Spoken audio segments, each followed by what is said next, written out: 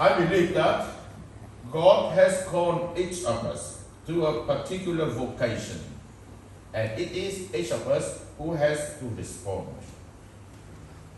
The readings this weekend bring forth to us three men at God's call: Isaiah in the first reading, Paul in the second reading, and Peter in the Gospel. All three men did great things for God, yet each of them had an inferiority complex. They had a low opinion of themselves. They had low self-esteem.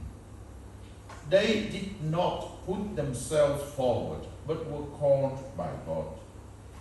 They accepted that call reluctantly, convinced that they were unworthy of it.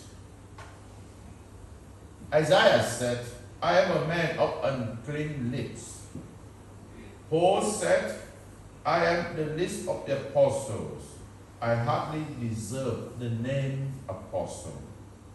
And Peter declared, "Lead me, Lord, I am a sinful man." This was not false humility on their part. Rather, it was the plain truth. Each starts by acknowledging his unworthiness and inadequacy. So from a spiritual point of view, such a start is ideal. People who put themselves forward are more likely to do harm than good. Such people perhaps rely on their own resources and are seeking their own glory. Pride and self-sufficiency are not really good materials to have the spiritual house built upon them. When, on the other hand, we meet someone who is fearful, reluctant, hesitant, we could find that person much more believable and much more human.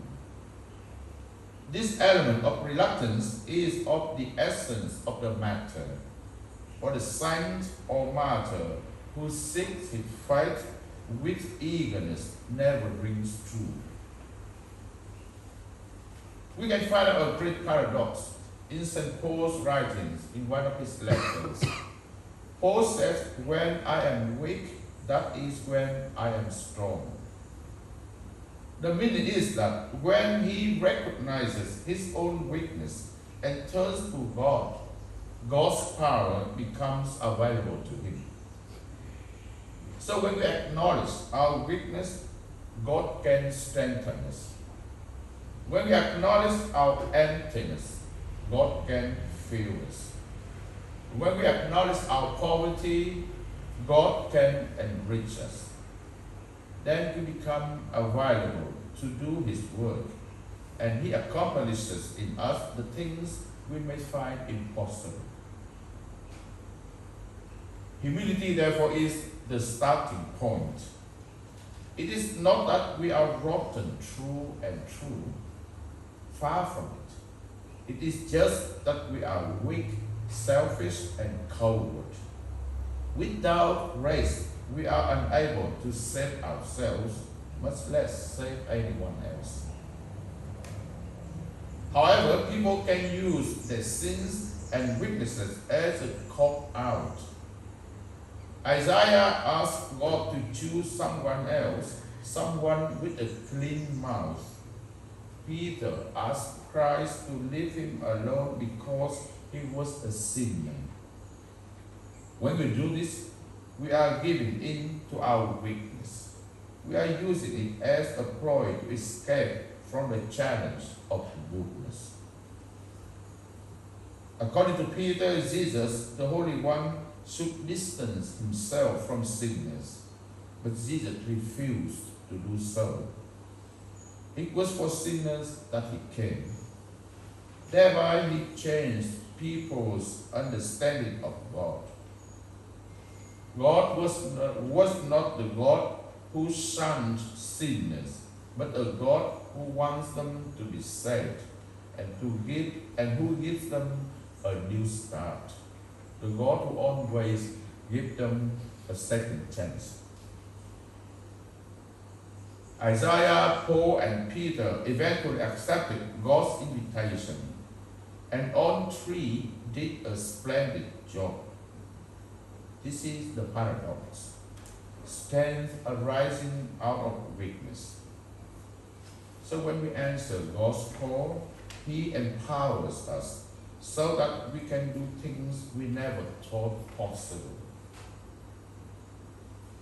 We should ask the Lord to give us the humility to acknowledge our weaknesses and the strength to rise above them.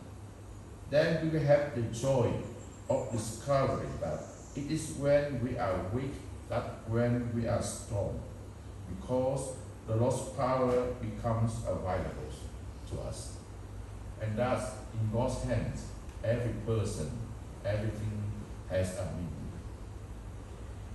Celebrating with the whole church the Mass of the fifth Sunday in ordinary time, and be inspired by God's words, let us eagerly and enthusiastically respond to God's call in humility, in trust, in hope, in confidence, in happiness, in peace. We keep a moment in reflection.